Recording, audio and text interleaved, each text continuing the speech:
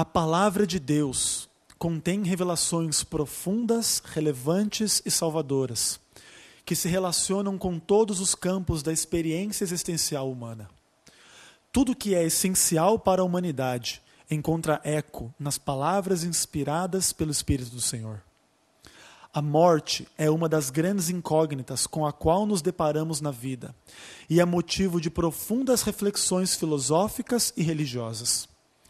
Essas reflexões estão presentes em todas as culturas e épocas e constituem parte importante do pensamento da humanidade. A vitória contra a morte ou a imortalidade é o alvo das especulações e desejos humanos e estão presentes em várias correntes filosóficas e especialmente nas correntes de pensamento religioso. Muitas vozes prometem aos homens a transcendência e sobrevivência em relação ao fim dessa existência terrena. Prometem a vida eterna.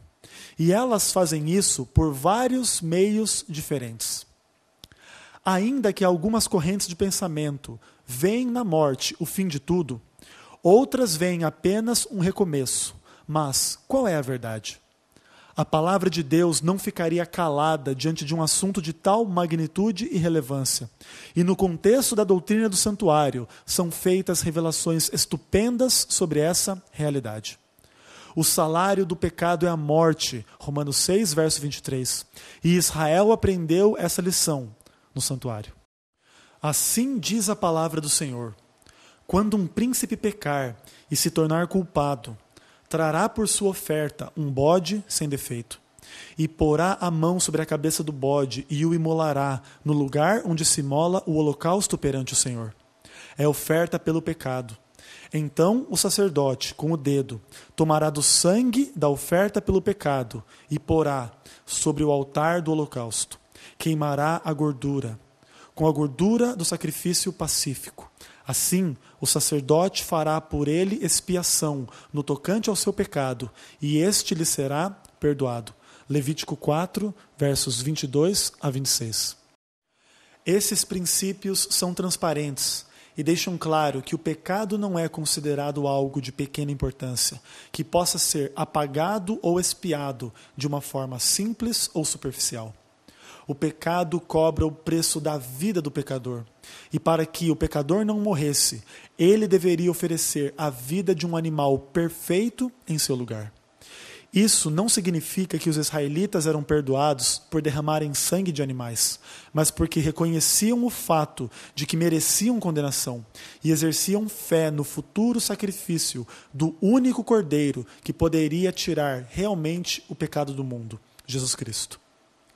Esses princípios, entretanto, não surgiram nos tempos de Moisés, eles remontam ao Éden.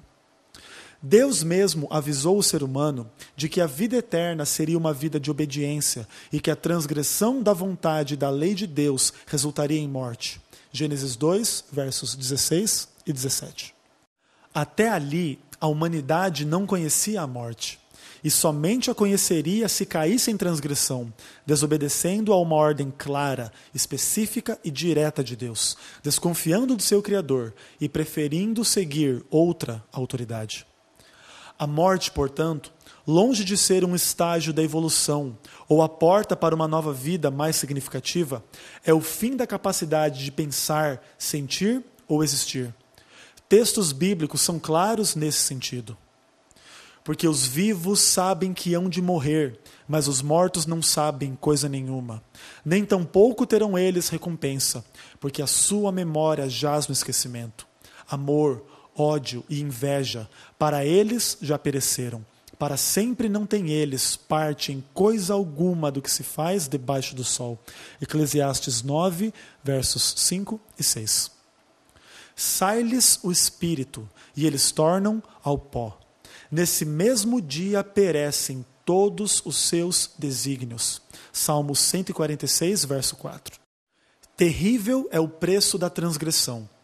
Os serviços do santuário terrestre deixavam essa verdade sempre exposta de forma profunda, clara e incontestável para os adoradores israelitas. Assim também, a noção do derramamento do sangue de Cristo em nosso favor, para perdão dos nossos fúteis pecados, é a base sobre o qual os serviços do santuário acontecem. E isso deve sempre nos manter de coração alerta sobre essa verdade. Para os israelitas, matar o animal que era oferecido pelo seu pecado com suas próprias mãos causava uma impressão profunda e marcante. O animal era inocente, e quando o pecador cortava a garganta desse animal, que era morto em seu lugar, ele era conscientizado de que o pecado jamais trouxe algo bom para a existência humana. E nesse ponto, o arrependimento e o desejo de se afastar do pecado eram aprofundados e consolidados na alma penitente. Em cada vítima sacrificial morta, e especialmente na morte de Cristo, vemos a demonstração do juízo de Deus sobre o pecado. Sua consequência é a morte. Deus é santo, perfeitamente santo, acima do que seres humanos podem conceber. E Ele não tolera a transgressão de forma leviana, por mais simples que possa parecer aos indiferentes olhos humanos. Ele estabeleceu que o salário do pecado fosse a morte. Quando, porém, Cristo vem ao mundo, Ele morre em lugar de todos nós, o inocente em lugar do culpado. E isso mostra que, conquanto o ódio de Deus contra o pecado seja tão forte como a morte, o amor dele para conosco é ainda mais forte do que a morte. A vitória de Cristo contra a morte é um testemunho maravilhoso dessa verdade. O Senhor está vivo, em carne e osso. Foi o testemunho dos que o viram triunfar sobre a cruz. O santuário está envolvido em todas as partes dessa revelação, pois, vencedor sobre a morte, Cristo subiu ao Pai para ser ministro do verdadeiro santuário, o santuário celestial. E Ele está diante de Deus agora em nosso favor. Que essas verdades nos façam orar a Deus de todo nosso coração, dizendo: Pai, em nome de Jesus Cristo, obrigado, porque um dia o Senhor carregou sobre a cruz os nossos pecados. Obrigado porque a morte não prevalecerá contra nós. E um dia, ressuscitados, estaremos para sempre na Tua presença. Deus, que possamos compreender a malignidade do pecado como algo que jamais trouxe qualquer coisa boa para a nossa vida. Que o Senhor nos mova ao arrependimento profundo e sincero e que possamos, depois desse arrependimento, Te amar, Te adorar em espírito e em verdade. Dá-nos Tua graça e Tua salvação. Oramos em nome e por amor de Jesus Cristo. Amém.